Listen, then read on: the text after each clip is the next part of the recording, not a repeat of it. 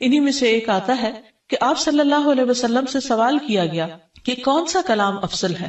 آپ نے فرمایا جو اللہ نے اپنے فرشتوں اور اپنے بندوں کے لیے چنا، اور وہ ہے سبحان اللہ و بحمدہ، سبحان اللہ و بحمدہ، یعنی جب انسان دعا کرنا چاہے تو اس سے پہلے کچھ مرتبہ جتنا اس کا دل چاہے اللہ تعالیٰ کی تسبیح اور حمد و ثنا بیان کرے، اور بار بار تکرار کے ساتھ کہتا رہے سبحان اللہ و بحمدہ، اس کے بعد درود شریف پڑھے جتنی دیر پڑھنا چاہے، اور پھر اس کے بعد اپنی حاجت اللہ سبحانہ و تعالیٰ کے سامنے رکھے تو انشاءاللہ اس کی پریشانی دور ہوگی۔ جہاں تک گھریلو پریشانیوں کا تعلق ہے تو اس میں ہم دیکھتے ہیں کہ ہر گھر کے اندر کوئی نہ کوئی چیز ایسی ہو جاتی ہے کہ جس سے باہمی تعلقات میں بدمزگی پیدا ہو جاتی ہے۔ بعض افراد کی طبیعت میں غصہ زیادہ ہوتا ہے، بعض لوگ جھگڑالو ہوتے ہیں، بعض لوگ شکی مزاج کے ہوتے ہیں، بعض لوگوں کو اونچا بولنے کی عادت ہوتی ہے، بعض لوگ دوسروں کو مختلف باتوں پر زج کرتے رہتے ہیں، بعض لوگ اپنی ذمہ داریوں کو ٹھیک سے نہیں نبھاتے۔ تو یہ تمام چیزیں صرف نہ یہ کہ ایسے انسان کو خود بلکہ اس کے آس پاس رہنے والوں کو اذیت میں مبتلا کر دیتی۔ اب اس میں انسان بعضوں کو سمجھانے سے بھی کام لیتا ہے، دوسروں سے بھی مدد لیتا ہے، لیکن پھر بھی مسئلہ حل نہیں ہوتا۔ تو صحابہ کرام تو اپنی جوتی کا تسمہ بھی ٹوٹ جاتا تو اللہ سبحانہ تعالیٰ سے مانگتے تھے۔ تو اگر گھر کے اندر کسی قسم کی ناچاکی یا پریشانی ہے تو اس سلسلے میں بھی ہمیں اللہ تعالیٰ کی طرف رجوع کرنا چاہیے، اور پھر اس کے ساتھ ساتھ دوسرے کو جو مشکل پیدا کر رہا ہے سمجھانا بھی چاہیے۔ جہاں تک لڑائی جھگڑے کا تعلق ہے تو اسے منافقت کی علامت بتایا گیا۔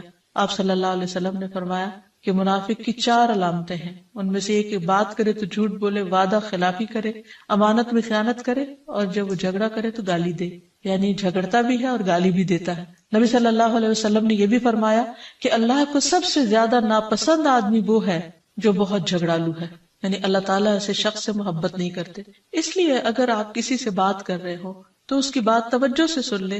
چھوٹی چھوٹی باتوں پر جھگڑنا اور دوسرے کے ساتھ بد اخلاقی سے پیش آنا یہ درست نہیں۔ پھر اسی طرح مومن جو ہے وہ کبھی بد اخلاق نہیں ہوتا، اور بد اخلاقی پھر منافقت کی علامت ہے۔ رسول اللہ صلی اللہ علیہ وسلم نے فرمایا تمہارے یہ نسب نامے کسی کے لیے گالی کا سبب نہیں ہے، تم سب آدم کی اولاد ہو، ایک دوسرے کے قریب ہو، دین یا عمل صالح کے علاوہ کسی وجہ سے کسی کو کسی پر کوئی فضیلت نہیں۔ آدمی کے برا ہونے کے لیے یہی کافی ہے کہ وہ فحش گو ہو، بد کلام ہو، بخیل ہو اور بزدل ہو۔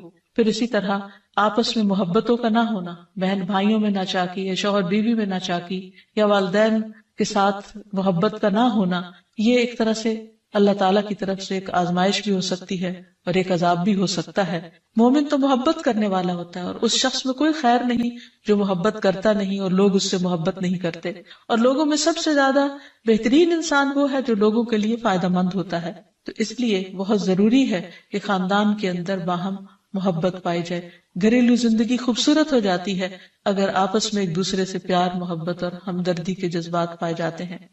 پھر اسی طرح بعض اوقات گھریلو زندگی میں بدگمانیاں بہت تکلیف دیتی ہیں، یا گھر کے کچھ افراد سنی سنائی باتوں پر یقین کرتے ہوئے دوسروں کے خلاف بدگمانی پال لیتے ہیں، تو اس سے بھی پرہیز کرنے کی ضرورت ہے۔ اسی طرح گھریلو پریشانیوں میں گھر کا تنگ ہونا بھی ایک عذاب کی شکل ہے۔ اس لیے نبی صلی اللہ علیہ وسلم نے ہر وضو کرنے کے بعد جو دعا سکھائی اس میں خاص طور پر یہ دعا آتی ہے کہ اللہ میرے گھر میں وسعت پیدا کر دے، یعنی ایک تو دلوں میں وسعت ہو اور دوسرا یہ ہے کہ جگہ بھی کشادہ ہو۔ رسول اللہ صلی اللہ علیہ وسلم نے فرمایا 3 چیزیں بدبختی میں سے ہیں۔ عورت جب تو اسے دیکھے تو وہ تجھ کو بری لگے اور وہ تجھ پر اپنی زبان چلائے، اور اگر تو اس سے غائب ہو تو وہ اپنے نفس کی اور تیرے مال کی حفاظت نہ کرے۔ دوسرے مریل سواری کہ اگر تو اسے مارے اور چلائے تو تجھ کو تھکا دے، اور اگر اسے چھوڑ دے تو تجھے جلد تیرے ساتھیوں تک نہ پہنچائے، اور ایسا گھر جو تنگ اور کم سہولتوں والا ہو۔ تو اس لیے اگر انسان ایسی کسی تکلیف میں مبتلا ہے تو اس کا حل بھی یہی ہے کہ کوشش کے ساتھ ساتھ انسان دعا کرے۔ اسی طرح خرچ میں کمی، وسائل میں کمی، مال میں کمی، یہ تمام چیزیں بھی عموماً گھروں کے اندر جھگڑے پیدا کر دیتی ہیں۔ کھانے پینے کی قلت، بنیادی ضروریات کا پورا نہ ہونا، تو ایسی صورت میں بھی انسان اللہ تعالیٰ کی طرف رجوع کرے، اور اس کے لیے ساتھ ہی کوشش بھی ضروری ہے۔ کوشش میں سب سے پہلے تو یہ کہ انسان لڑائی جھگڑا چھوڑے، صبر و ضبط کی عادت ڈالے، برداشت اور تحمل کی عادت اپنے اندر پیدا کرے، اپنے اخلاق کو بہتر بنائے۔ ایک حدیث کے مطابق اللہ سبحانہ و تعالیٰ جب کسی گھرانے پر خیر و برکت نازل فرمانا چاہتے ہیں تو اس گھر والوں کے اندر نرمی پیدا کر دیتے ہیں. اور ایک اور حدیث میں یہ بھی آتا ہے کہ جو نرمی سے محروم کر دیا گیا وہ ہر خیر و بلائی سے محروم کر دیا گیا. تو اس لیے گھر کے ہر فرد کو اپنے اپنے رویے پر غور کرتے ہوئے اپنے اخلاق کی اصلاح کرنے کی ضرورت ہے، اور دوسروں سے توقعات زیادہ رکھنے کی بجائے اپنا طرز عمل اچھا کرنے کی ضرورت ہے. اور گھر والوں کے ساتھ بہترین ہونا نبی صلی اللہ علیہ وسلم کی سنت ہے. آپ نے فرمایا تم میں سے بہتر وہ ہے جو اپنے گھر والوں کے لیے بہتر ہو، اور میں تم سب کی نسبت اپنے گھر والوں کے حق میں اچھا ہوں. یعنی آپ نے اپنی مثال دی کہ میں سب سے اچھا سلوک اپنے گھر والوں سے کرتا ہوں، تو تمہیں بھی اگر اچھا بننا ہے تو ایسا ہی کرنا ہوگا. پھر اسی طرح گھر والوں کو زیادہ سے زیادہ فائدہ پہنچانا. حسن بصری سے مروی ہے کہ اللہ تعالیٰ کے نزدیک پسندیدہ بندے وہ ہیں جو اپنے اہل و عیال کو سب سے زیادہ نفع دینے والے ہیں. پھر اسی طرح پیار و محبت سے رہنا. اگر لڑائی جھگڑا ہو بھی جائے یا کوئی غلط فہمی پیدا بھی ہو جائے تو اس وقت خاموشی اختیار کر لینا، مناسب وقت کا انتظار کر کے اس غلط فہمی کو دور کرنا ضروری ہے. پھر اسی طرح اللہ سبحانہ وتعالیٰ نے گھریلو زندگی کو خوشگوار بنانے کے لیے جو بہترین ہدایت ہمیں قرآن مجید میں دی ہے وہ ہے عفو درگزر سے کام لینا. اللہ تعالیٰ فرماتے ہیں اے لوگو جو ایمان لائے ہو، بے شک تمہاری بیویوں اور تمہارے بچوں میں سے بعض تمہارے دشمن ہیں، سو ان سے ہوشیار رہو، اور اگر تم معاف کرو اور درگزر کرو اور بخش دو تو بے شک اللہ بے حد بخشنے والا نہایت رحم فرمانے والا ہے. تمہارے مال اور تمہاری اولاد تو محض ایک آزمائش ہے، اور جو اللہ کے پاس ہے وہ بہت بڑا اجر ہے. واللہ عندہ اجر عظیم، اور جو اللہ ہے اسی کے پاس بہت بڑا اجر ہے. یعنی انسان کو بعض اوقات اپنی ہی بیوی یا بیوی کو اپنے ہی شوہر سے اور بعض اوقات اپنے ہی بچوں سے یا اپنے ہی والدین سے دشمنی کا اندیشہ ہو سکتا ہے، اور وہ ایک دوسرے کے لیے مصیبت اور بلا ہو سکتے ہیں. لیکن ایسی صورت میں بھی انسان کا گزارا نہیں ہو سکتا جب تک ایک دوسرے کو معاف نہ کرے. زندگی کی گاڑی نہیں چل سکتی جب تک انسان دوسروں کے قصور اور غلطیاں ان سے درگزر نہ کرے، کیونکہ ہر انسان کبھی غصے کی وجہ سے، کبھی جہالت کی وجہ سے، کبھی جلد بازی کی وجہ سے، کبھی لوگوں کے اکسانے پر اپنے پیاروں کے ساتھ زیادتیاں کر جاتا ہے. تو ایسی صورت میں انسان اگر چاہتا ہے کہ اس کی زندگی خوشگوار ہو تو اسے معاف کرتے رہنا چاہیے. نبی صلی اللہ علیہ وسلم کے اخلاق کے بارے میں جب پوچھا گیا تو حضرت عائشہ کہتی ہیں کہ آپ تان و تشنیع کرنے والے نہ تھے، یعنی تانے نہیں دیتے تھے. یعنی اگر کسی سے غلطی ہو جاتی تو اسے بار بار یاد نہیں کراتے تھے. فحش کام نہیں کرتے تھے. بازاروں میں چیخنے والے اور برائی کا بدلہ برائی سے دینے والے نہ تھے، بلکہ معاف کرنے والے اور درگزر کرنے والے تھے. اور حقیقت یہ ہے کہ جو جس کے جتنا قریب ہوتا ہے، جیسے گھر والے ہیں، اس کی غلطیاں اور اس کی کمزوریاں زیادہ سامنے آتی ہیں، اور پھر وہ ریپیٹڈلی سامنے آتی ہیں، بار بار سامنے آتی ہیں. تو ایسی صورت میں معاف کرنا بھی مشکل لگتا ہے، لیکن پھر بھی معاف کیے بغیر گزارا نہیں. پھر اسی طرح یہ ہے کہ انسان اگر ہمیشہ دوسروں کا حق ادا کرنے کی فکر کرے تو اس سے بھی بہت سے جھگڑے ختم ہو جاتے ہیں. شوہر اگر بیوی کو حق دینے والا ہو، بیوی خوشی سے شوہر کا حق دینے والی ہو، بہن بھائی ایک دوسرے کے اوپر قربانی کرنے والے ہوں، ایثار کرنے والے ہوں، تو ایسی صورت میں گھر کا ماحول بہت خوشگوار ہو سکتا ہے. عورت کے بارے میں فرمایا نبی صلی اللہ علیہ وسلم نے کہ عورت اس وقت تک ایمان کی حلاوت نہیں پا سکتی جب تک کہ وہ اپنے شوہر کا حق ادا نہیں کرتی. اسی طرح شوہر کے لیے نبی صلی اللہ علیہ وسلم کا یہ اسوہ حسنہ بہترین ہے کہ آپ صلی اللہ علیہ وسلم اپنے گھر ہوتے ہوئے اپنے گھر والوں کے کام کاج میں ہاتھ بٹایا کرتے تھے، ان کی خدمت کیا کرتے تھے. جب نماز کا وقت ہوتا تو فوراً نماز کے لیے تشریف لے جاتے. آپ اپنے چھوٹے چھوٹے کام خود کر لیا کرتے تھے. یعنی اس سے بھی یہ پتہ چلتا ہے کہ خوشگوار گھریلو تعلقات میں دوسرے پر بوجھ نہ بننا ایک بہت اہم نقطہ ہے، کیونکہ اگر ہر انسان اپنی ذمہ داری خود لے لے تو دوسروں کے لیے وہ خوشگوار ہو جاتا ہے. پھر اسی طرح گھر والوں کو اگر کوئی غم، تکلیف یا پریشانی ہو تو اس موقع پر اپنے اختلافات کو بھول کر ان کی مدد کرنا، ان کی کیئر کرنا اور ان کی دلجوئی کرنا یہ بھی بہت ضروری ہے. اور حد الوسع گھر کا ماحول خوشگوار رکھنا چاہیے، ایک دوسرے کا احساس کرتے ہوئے اور ایک دوسرے کے کاموں میں عیب نہ نکالتے ہوئے اور ایک دوسرے کو اپریشیٹ کرتے ہوئے، ایک دوسرے کی اچھی خوبیوں کو اور اچھی باتوں کی تعریف کرتے ہوئے، اور اسی طرح بعض اوقات اپنی خواہشات کو پیچھے کرتے ہوئے. کیونکہ اگر ہر انسان یہ چاہے کہ زندگی اس کے مطابق، کیونکہ اگر ہر انسان یہ چاہتا ہو کہ ہر کام گھر میں اس کی مرضی کے مطابق ہو تو یہ ممکن نہیں. بہت سے گھروں میں ساس بہو کا جھگڑا کس بنا پر ہوتا ہے، یا آپس میں قریبی رشتوں کا جھگڑا اور فتنہ فساد کس وجہ سے ہوتا ہے؟ کیونکہ ہر شخص یہ چاہتا ہے کہ گھر کا نظام اس کی مرضی کے مطابق ہو، حالانکہ ایسا ہونا ممکن نہیں۔ تو اس لیے ہر انسان کو اپنی رائے بھی دینی چاہیے، لیکن دوسروں کی رائے کا بھی احترام کرنا چاہیے، اپنی ضرورت بھی پوری کرنی چاہیے، لیکن اس کے ساتھ ساتھ دوسروں کی ضروریات کا بھی خیال کرنا چاہیے۔ پھر اسی طرح بہت سے معاملات میں قناعت اختیار کرنی چاہیے، کیونکہ یہ زندگی بذات خود ایک امتحان ہے، اور اصل عیش و عشرت کی جگہ جنت ہے، دنیا نہیں، یا دنیا کا گھر نہیں۔ تو اس لیے ضروری ہے کہ مشکل حالات میں انسان اپنے عزیزوں کا، پیاروں کا، گھر والوں کا ساتھ دے، ان کی مدد کرے۔ مثلا شوہر کے اگر معاشی حالات تنگ ہیں تو بیوی ناجائز مطالبات نہ کرے، اسی طرح اگر بیوی بیمار ہے تو شوہر اس سے بہت زیادہ گھر کے کام کا مطالبہ نہ کرے۔ تو ایک دوسرے کے حالات کی رعایت کرتے ہوئے اگر انسان ایک دوسرے سے توقعات رکھے تو اس سے بھی حالات بہت خوشگوار ہو سکتے ہیں۔ اور پھر یہ کہ ہمیشہ دوسروں کی چھوٹی چھوٹی ایفرٹ پر ان کے لیے شکر گزاری کے جذبات ہونے چاہیے۔ مثلا اگر کوئی آپ کو گھر میں پانی پلا دے تو آپ اس پر بھی شکریہ بولیں۔ ہم عام طور پر اگر گھر سے باہر کہیں ہوتے ہیں اور کوئی ہمارے ساتھ تھوڑے سا بھی احسان کا معاملہ کرے تو ہم اس کے احسان کو مانتے ہیں، لیکن گھر والوں کا احسان ماننا ایک مشکل کام لگتا ہے۔ تو اس لیے اگر ہم چاہتے ہیں کہ گھریلو زندگی خوشگوار ہو تو اس میں گھر والوں کے احسان کو بھی ماننا ضروری ہے۔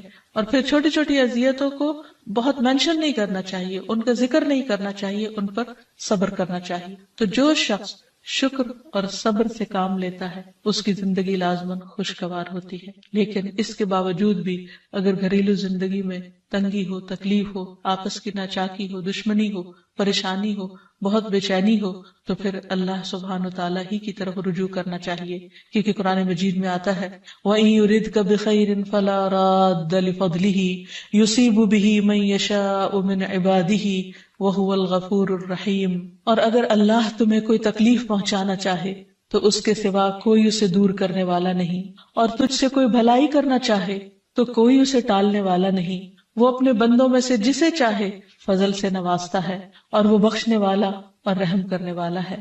تو اس لیے چھوٹی چھوٹی تکلیفوں پر بھی فوراً اللہ کا ذکر، اللہ کی یاد، اللہ کی تسبیح انسان کے دل کو سکون بخشتے۔ اور نبی صلی اللہ علیہ وسلم نے خصوصاً اپنی پیاری بیٹی فاطمہ رضی اللہ تعالی عنہا کو جب وہ گھر کے کام کاج کر کے تھک جاتی تھی، کیونکہ اپنے ہاتھ سے چکی پیستی، اپنے ہاتھ سے آٹا گوندتی، اپنے ہاتھ سے اپنے گھر کے کام کاج کرتی، بچوں کو لک آفٹر کرتی، تو بہت تھک جاتی تھی، اور اسی تھکاوٹ کی وجہ سے انہوں نے ایک دفعہ نبی صلی اللہ علیہ وسلم کے پاس جب کچھ قیدی آئے تو خادم کا مطالبہ کیا، لیکن آپ صلی اللہ علیہ وسلم نے ان کو خادم دینے کی بجائے یہ تسبیحات سکھائیں، اور فرمایا کہ جب تم اپنے بستر پر جانے لگو تو 33 بار سبحان اللہ، 33 بار الحمدللہ، اور 34 بار اللہ اکبر پڑھ لیا کرو۔ اور اسی لیے یہ تسبیحات فاطمہ کے نام سے بھی معروف ہیں۔ تو رات کو خاص طور پر بستر پر لیٹ کر یہ تسبیحات ضرور پڑھ لینی چاہیے، کیونکہ یہ گھریلو کام کاج کی تھکاوٹ کا بہترین علاج ہے، اور خادم کی جگہ کفایت کرنے والی دعائیں ہیں۔ پھر اسی طرح گھر میں وسعت اور کشادگی کی دعا، اللہم اغفر لی ذنبی ووسع لی فی داری وبارک لی فی رزقی، اے اللہ میرے گناہ معاف کر دے، میرے گھر میں وسعت پیدا کر دے، اور میرے رزق میں برکت عطا کر دے۔ پھر اسی طرح چھوٹی چھوٹی پریشانیوں کے سلسلے میں، مثلاً بچے کو چوٹ لگ گئی یا اچانک کسی وبائی مرض کا کوئی شکار ہو گیا، تو علاج معالجے کے ساتھ ساتھ دعا کرنا ضروری ہے۔ مثلاً گھر والوں میں سے اچانک کسی کو کوئی ایسی بیماری آ گئی، کوئی سٹروک ہو گیا یا ہارٹ اٹیک ہو گیا، تو سارے گھر والے پینک ہو جاتے ہیں۔ ایسی صورت میں پریشانی کا صرف اظہار کرتے رہنے سے اور غمگین رہنے سے مریض کی مدد نہیں کی جا سکتی، تو اس موقع پر اللہ تعالیٰ سے دعا کرنی چاہیے۔ اور ایک بہت خوبصورت دعا جو نبی صلی اللہ علیہ وسلم نے حضرت اسماء بنت امیس کو سکھائی تھی کہ آپ نے فرمایا، کیا میں تمہیں ایسے کلمات نہ سکھاؤں جن کو تم پریشانی کے وقت پڑھا کرو؟ اور وہ کلمات ہیں اللہ اللہ ربی لا اشرک بہ شیئا، اللہ ہی میرا رب ہے، میں اس کے ساتھ کسی چیز کو شریک نہیں بناتی۔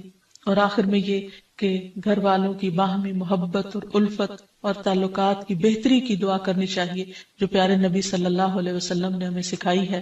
وہ دعا ہے اللہم الف بین قلوبنا واصلح ذات بیننا واہدنا سبل السلام ونجنا من الظلمات الى النور وجنبنا الفواحش ما ظہر منها وما بطن وبارک لنا فی اسماعنا وابصارنا وقلوبنا وازواجنا وذریاتنا وتب علینا انک انت التواب الرحیم واجعلنا شاکرین لنعمتک مثنین بها قابلیها واتمها علینا اے اللہ ہمارے دلوں میں الفت پیدا فرما دے اور ہمارے آپس کے معاملات کی اصلاح کر دے، ہمیں سلامتی کے راستوں کی رہنمائی فرما اور ہمیں اندھیروں سے نجات دے کر نور کی طرف لے آ، اور ہمیں تمام ظاہری اور چھپی بدکاریوں سے محفوظ رکھ، ہمارے کانوں اور ہماری آنکھوں اور ہمارے دلوں اور ہماری گھر والیوں اور ہمارے بچوں میں برکتیں عطا فرما، ہماری توبہ قبول فرما، بلا شبہ تو بہت زیادہ توبہ قبول کرنے والا اور رحمت کرنے والا ہے، ہمیں اپنی نعمتوں کا شکر ادا کرنے والا بنا اور ان کی تعریف کرنے والا اور ان کو قبول کرنے والا بنا دے، ان نعمتوں کو ہم پر کامل فرما دے، یعنی ان نعمتوں کو ہم پر تمام کر دے۔ تو کس قدر جامع اور خوبصورت دعا ہے جو نبی صلی اللہ علیہ وسلم نے ہمیں سکھائی گھریلو زندگی کو خوشگوار بنانے کے لیے۔ ان دعاؤں کو پڑھتے رہنا چاہیے، یاد کر لینا چاہیے، قبولیت کے مواقع پر پڑھنا چاہیے، اگر زبانی یاد نہ بھی ہو تو دیکھ کر پڑھ لینا چاہیے، اور اگر ان کا ترجمہ نہ آتا ہو تو اردو میں پڑھنے میں بھی کوئی حرج نہیں، لیکن اللہ تعالیٰ سے مانگتے رہیے کیونکہ ساری مشکلات کا حل صرف۔ عن ابی موسیٰ عن النبی صلی اللہ علیہ وسلم قال مثل البیت الذی یذکر اللہ فیہ والبیت الذی لا یذکر اللہ فیہ مثل الحی والمیت، رواہ مسلم۔ سیدنا ابو موسیٰ رضی اللہ عنہ سے روایت ہے، نبی صلی اللہ علیہ وسلم نے فرمایا، جس گھر میں اللہ تعالیٰ کا ذکر کیا جاتا ہے اور جس گھر میں اللہ تعالیٰ کا ذکر نہیں کیا جاتا وہ زندہ اور مردہ کی مثل ہے۔ اللہ کے بندے، اللہ سے محبت کرنے والے ہر حال میں اللہ کو یاد کرتے رہتے ہیں، خواہ وہ اپنے گھر میں ہو یا گھر سے باہر۔ الذین یذکرون اللہ قیاما وقعودا وعلی جنوبہم، وہ جو اللہ کا ذکر کرتے ہیں کھڑے، بیٹھے اور لیٹے۔ ایسے لوگ دنیا کے کسی بھی حصے میں ہوں، کوئی بھی کام کر رہے ہوں، ان کے دلوں میں اللہ کی یاد سمائی ہوئی ہوتی ہے۔ ان کے دلوں میں اللہ کی یاد صرف مسجد کی حد تک یا کسی خاص جگہ سے ہی مخصوص نہیں ہوتی، بلکہ وہ اپنے گھروں میں بھی اللہ کو یاد کرتے ہیں۔ اس حدیث کے مطابق وہ گھر جن میں اللہ کا نام بلند ہوتا ہے، جس میں ذکر کیا جاتا ہے، وہ اس شخص کی طرح ہے جو زندہ ہو۔ اس کی مثال ایک زندہ انسان کی سی ہے۔ اس کے برعکس وہ گھر جس میں اللہ کا نام نہ لیا جاتا ہو، اللہ کا ذکر بلند نہ ہوتا ہو، اس گھر کی مثال ایک مردہ کی سی ہے۔ اور آپ سب جانتے ہیں کہ زندہ اور مردہ برابر نہیں ہوا کرتے۔ لا يستوي الاحیاء ولا الاموات، زندہ اور مردہ برابر نہیں، دونوں میں بہت بڑا فرق ہے۔ اسی طرح ان دو گھروں میں بھی بہت فرق ہے، جن میں سے ایک میں اللہ کی یاد بلند ہو، اللہ کا نام بلند ہو، اور دوسرے وہ جس میں اللہ تعالیٰ کو یاد کرنے والا کوئی نہ ہو۔ قرآن پاک میں اللہ سبحانہ وتعالیٰ کو یاد کرنے والوں کی صفت یہ بتائی گئی ہے کہ رجال لا تلہیہم تجارت ولا بیع عن ذکر اللہ، وہ ایسے لوگ ہیں جنہیں تجارت اور خرید و فروخت اللہ کی یاد سے غافل نہیں کرتی، یعنی عین دنیا کے اندر رہتے ہوئے بھی وہ اللہ کو یاد کرتے رہتے ہیں۔ وَإِقَامِ الصَّلَاةِ وَإِيتَاءِ الزَّكَاةِ، نماز قائم کرنے اور زکوٰۃ کی ادائیگی سے کوئی چیز انہیں منع نہیں کرتی، مانے نہیں ہوتی۔ اور وہ یہ کیوں کرتے ہیں؟ یعنی اللہ کو یاد کیوں کرتے رہتے ہیں اور اپنے فرائض کی ادائیگی میں سرگرم کیوں رہتے ہیں؟ یخافون یوما تتقلب فیہ القلوب والابصار، وہ اس دن سے ڈرتے ہیں جس دن دل اور نگاہیں الٹ پلٹ ہو جائیں گی، یعنی قیامت کا خوف ہے ان کے دل کے اندر، اور اس کے ساتھ ساتھ اللہ کے فضل کے امیدوار بھی ہیں۔ لیجزیہم اللہ احسن ما عملوا ویزیدہم من فضلہ، تاکہ اللہ ان کو بدلہ دے ان کے اچھے اعمال کا جو انہوں نے کیے، اور اپنے فضل سے زیادہ بھی نوازے۔ واللہ یرزق من یشاء بغیر حساب، اور اللہ اپنے رزق میں سے جسے چاہتا ہے بے حساب عطا کر دیتا ہے۔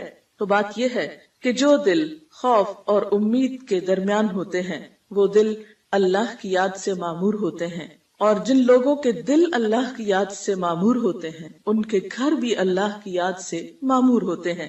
عام طور پر گھروں میں دو طرح سے ذکر ہوتا ہے، ایک انفرادی ذکر اور ایک اجتماعی ذکر۔ انفرادی ذکر میں نماز پڑھنا، قرآن کی تلاوت، اور اسی طرح چلتے پھرتے، اٹھتے بیٹھتے، گھر کے کام کاج کرتے، لیٹتے جاگتے، چلتے پھرتے اللہ کو یاد کرتے رہنا، خصوصاً وہ مسنون اذکار جو رسول اللہ صلی اللہ علیہ وسلم سے وارد ہیں۔ اور دوسری قسم اجتماعی ذکر کی ہے کہ کسی ایک گھر میں مختلف لوگ جمع ہو کر یا اہل خانہ ہی جمع ہو کر اکٹھے بیٹھ کر اللہ کو یاد کریں. اور اس سے مراد کسی خاص قسم کا وظیفے کا ورد ہی نہیں، بلکہ اللہ تعالیٰ کی یاد کے مختلف طریقے ہو سکتے ہیں. اللہ تعالیٰ کی معرفت حاصل کرنے، علم سیکھنے اور جاننے کے جو حلقات ہیں وہ بھی اللہ ہی کے ذکر اور اللہ ہی کی یاد کی طرف انسان کو راغب کرتے ہیں.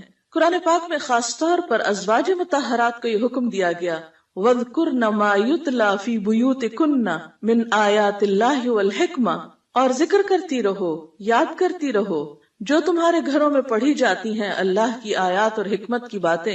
یعنی ازواج مطہرات رسول اللہ صلی اللہ علیہ وسلم کے گھر میں قرآن پاک اور حکمت کی باتوں کا ذکر کریں، یعنی انہیں آپس میں بھی سیکھیں سکھائیں اور دوسروں کو سکھانے کا بھی انتظام فرمائیں. تو گویا ذکر کی مجالس سے مراد تسبیحات وغیرہ کرنا بھی ہو سکتا ہے اور علم کی مجالس بھی ہیں، اور خصوصاً ایسے علم کی مجالس جن کے ذریعے انسان کے ایمان میں اضافہ ہو، اللہ تعالیٰ سے تعلق مضبوط ہو.